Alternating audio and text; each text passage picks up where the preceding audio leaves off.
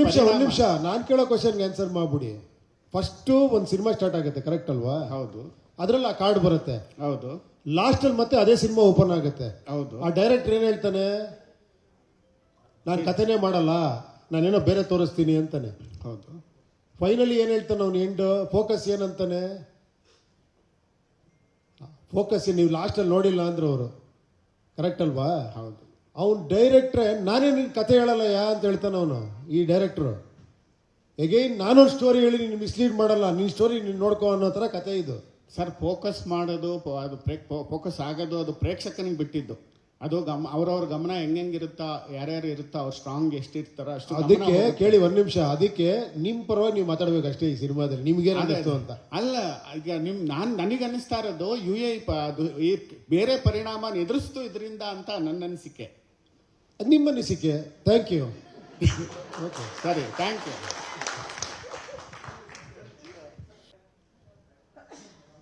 ಕೇಳಿಸ್ತಾ ಇದೆ, ಹೇಳಿ, ಪರವಾಗಿಲ್ಲ. ಸರ್, ಈ ಸಿನಿಮಾದಲ್ಲಿ ನೀವು ನಾಯಕಿನ ಟಚ್ ಮಾಡಲ್ಲ. ಸೊ ಪ್ರಕೃತಿಗೆ ಹೆಣ್ಣನ್ನು ಹೋಲಿಸಿದ್ದೀರಾ ಸಿನಿಮಾದಲ್ಲಿ. ಸೊ ಅದಕ್ಕೆ ಟಚ್ ಮಾಡಲಿಲ್ವಾ? ಸೊ ಏನು ಅಂತ? ಪ್ರಕೃತಿನ ಡೈಲಿ ಟಚ್ ಮಾಡ್ತಾನೆ ಇರ್ತೀವಲ್ವಾ, ಅದ್ರ ಮೇಲೆ ಓಡಾಡ್ತೀವಿ. ಹೌದು ಸರ್, ಪ್ರಕೃತಿನ ಹೆಣ್ಣಿಗೆ ಹೋಲಿಸಿದಿರಲ್ವಾ ಸರ್? ಇಲ್ಲಿ ನಿಮ್ಮ ಸಿನಿಮಾಗಳಲ್ಲಿ ನಾಯಕಿಗೆ ಏನಾದರೂ ಬೈಯೋದು ಅದು ಇದು ಎಲ್ಲ ಬಿಫೋರ್ ಇರ್ತಾ ಇತ್ತು. ಸೊ ಈ ಸಿನಿಮಾದಲ್ಲಿ ಏನೂ ಇಲ್ಲ, ನಾಯಕಿನ ಟಚ್ ಕೂಡ ನೀವು ಮಾಡೋದಿಲ್ಲ. ಸೊ ಎಲ್ಲೋ ಒಂದು ಕಡೆ ಆ ಥರ ಏನಾದರೂ ಟಚ್ ಮಾಡಿದ್ರೆ ಪ್ರಕೃತಿಗೆ ಇಲ್ಲಿ ಹೋಲಿಸ್ಬಿಟ್ಟು ನೋಡಿದ್ರೆ ಉಪೇಂದ್ರ ಅವರೇ ಈ ಥರ ಈ ನಾಯಕಿನ ನಾನು ಅಷ್ಟೊಂದೆಲ್ಲ ಯೋಚನೆ ಮಾಡಿ ಮಾಡಲ್ಲ ನಿಜವಾಗ್ಲು. ನಾನು ಅಷ್ಟೊಂದು ತಲೆ ಕೆಡಿಸ್ಕೊಳ್ಳಲ್ಲ. ಬಟ್ ಒಂದು ಹೇಳಕ್ಕೆ ಇಷ್ಟಪಡ್ತೀನಿ. ಹೆಂಗೆ ಗೊತ್ತಾ, ಇವಾಗ ಒಂದು ಯಾವುದೋ ಒಂದು ಸೂಪರ್ ಹಿಟ್ ಆಗಿರೋ ಸಿನಿಮಾ ಇನ್ನೊಂದು ಸಿನಿಮಾ ಮಾಡ್ತಾನೆ ಡೈರೆಕ್ಟರ್ ಅನ್ಕೊಳ್ಳಿ, ಸರ್ ಆ ಸಿನಿಮಾ ಥರ ಮಾಡಬೇಕಾಗಿತ್ತು ಸರ್ ಅಂತ. ಅಕಸ್ಮಾತ್ ಅದೇ ಥರ ಮಾಡ್ದೆ ಅನ್ಕೊಳ್ಳಿ, ಸರ್ ಅವನು ಅದನ್ನ ಬಿಟ್ಟರೆ ಇವ್ರಿಗೇನು ಬೇರೆ ಬರಲ್ವಾ ಅಂತೀರಾ. ಯಾವ್ದು ಕರೆಕ್ಟ್ ಇದರಲ್ಲಿ ನೀವೇ ಹೇಳಬೇಕು. ಒಂದು ಅದೇ ಥರ ಮಾಡ್ರೆ ಅದನ್ನೇ ಇವತ್ತು ಮಾಡ್ತಾವ ನೀವು ಅಂತ, ಬೇರೆ ಮಾಡ್ರೆ ಸರ್ ಆ ಥರ ಮಾಡಬೇಕಾಗಿತ್ತು ಸರ್ ಅಂತ. ಅದರಿಂದ ನಾನು ತಲೆ ಕೆಡಿಸ್ಕೊಳ್ಳಲ್ಲ. ಸಬ್ಜೆಕ್ಟು ಸ್ಟೋರಿ ಫ್ಲೋ ಹೆಂಗೆ ಹೋಗುತ್ತೋ ಅದಕ್ಕೆ ಕರೆಕ್ಟಾಗಿ ಹೋಗ್ತೀನಿ ಅಷ್ಟೇ. ಈ ಸಬ್ಜೆಕ್ಟ್ ಹಂಗಿತ್ತು, ಆ ಹೀರೋಯಿನ್ ಕ್ಯಾರೆಕ್ಟರ್ ಹಂಗಿತ್ತು, ಅರ್ಥ ಆಯ್ತಾ? ಇಲ್ಲಿ ಆ ಥರ ಸಿಚುಯೇಷನ್ನೇ ಬರಲ್ಲ. ಸೊ ಬೇರೆ ಏನೋ ವಿಷಯ ಇರೋದ್ರಿಂದ ಅದು ಹಂಗೆ ಹೋಯ್ತಷ್ಟೇ. ಸೊ ಉಪೇಂದ್ರ ಅವರು ಇತ್ತೀಚೆಗೆ ಸ್ವಲ್ಪ ಸೆನ್ಸಿಬಲ್ ಆಗಿದಾರ ಅಂತ? ಹಳೆ ಏನು ಮುಂಚೆ ಸೆನ್ಸಿಬಲ್ ಅಲ್ಲ ಅಂತ ನಿಮಗೆ? ಇಲ್ಲ, ಹಳೆ ವಿಂಟೇಜ್ ಉಪ್ಪಿ ಆಗಿದ್ರೆ ನೀವು ಸ್ವಲ್ಪ ರಾಜಕೀಯ ಮೆಸೇಜ್ ಏನ್ ಕೊಟ್ಟಿದ್ದೀರಾ ಅಲ್ಲಿ ಸ್ವಲ್ಪ ಜಾಸ್ತಿ. ನೀವು ಯಾವಾಗ ಎಂಟರ್ ಆಗಿದ್ದು ಇದಕ್ಕೆ, ಪ್ರೆಸ್ ಇದಕ್ಕೆ ಎಷ್ಟು ವರ್ಷ ಆಯ್ತು? 12 years ಆಯ್ತು. 12 years. ಅದಕ್ಕೆ ಮುಂಚೆ ನಾನು ಬೇರೆ ತರ ಕ್ವಶನ್ಗಳು ಕೇಳಿದ್ದೀನಿ ಇದೇ ತರ. ಹೌದಾ? ತೋರಿಸಿ ಮತ್ತೆ ನೋಡೋಣ. ವಾಸವರಿಗೆ ಗೊತ್ತು, ಕೇಳಿ.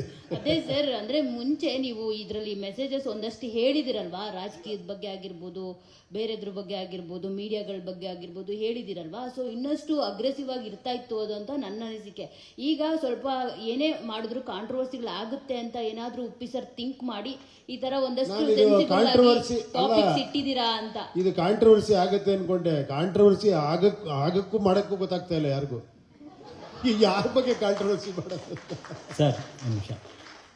ಈ ಸಿನಿಮಾ ನೋಡ್ತಾ ನಮ್ಗನ್ಸಿದ್ದು ಸಂಭಾಷಣೆ ವಿಚಾರವಾಗಿ ಈ ಹಣ್ಣು ಮತ್ತು ಹೆಣ್ಣು ಈ ಎರಡನ್ನ ಹೋಲಿಕೆ ಮಾಡಿ ಹೇಳಿರೋ ವಿಚಾರ ಭಾಳ ಗಾಢವಾಗಿ ಅದು ಅರ್ಥೈಸ್ಕೋಬೇಕಾಗತ್ತೆ.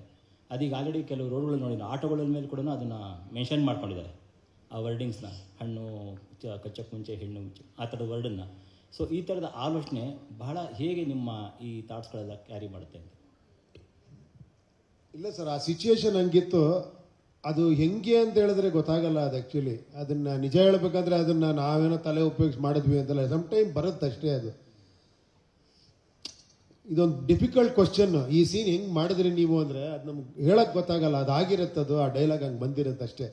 ಈ ಧಿಕ್ಕಾರಕ್ಕಿನ್ನ ಅಧಿಕಾರಕ್ಕೆ ಬೆಲೆ ಜಾಸ್ತಿನೂ ಅಷ್ಟೇ. ಹಂಗೆ ಬಂತಷ್ಟೇ, ಅದನ್ನೇ ಪ್ಲ್ಯಾನ್ ಮಾಡಿ ಹಂಗಲ್ಲ ಅದು. ಯಾಕಂದರೆ ನಾವು ಸಾಮಾನ್ಯವಾಗಿ ಪ್ರೆಸ್ ಅವರು ವರ್ಷಕ್ಕೊಂದು 100 ಚಿಲ್ಲರೆ ಸಿನಿಮಾ ನೋಡ್ತೀವಿ. ಬಹುತೇಕ ಸಿನಿಮಾ ನೋಡಿದಾಗ ಬರೋದು ಒಂದು, ಸಿನಿಮಾ ಚೆನ್ನಾಗಿದೆ ಚೆನ್ನಾಗಿಲ್ಲ ಅಂತ.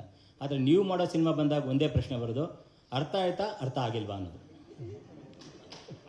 ಇದು ತಲೆಗೆ ಹುಳ ಬಿಟ್ಟಕ್ಕಿಂತ ಹೆಚ್ಚಾಗಿ ಹೋಗ್ಬಿಟ್ಟಿದೆ ಬೇರೆ ಥರ. ಸೊ ಅದ್ರ ಬಗ್ಗೆ ಏನು ಹೇಳ್ತೀರಾ ಅಂತ?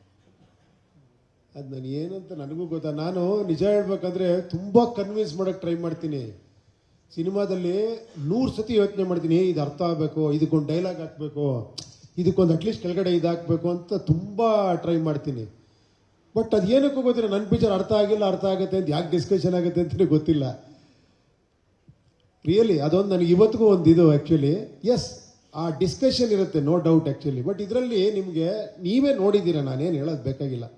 ನೀವು ನೋಡಿದಾಗ ನಿಮಗೆ ಆ ಥರ ಎಲ್ಲೂ ಕನ್ಫ್ಯೂಷನ್ ಅನ್ಸಲ್ಲ ಅಲ್ವಾ?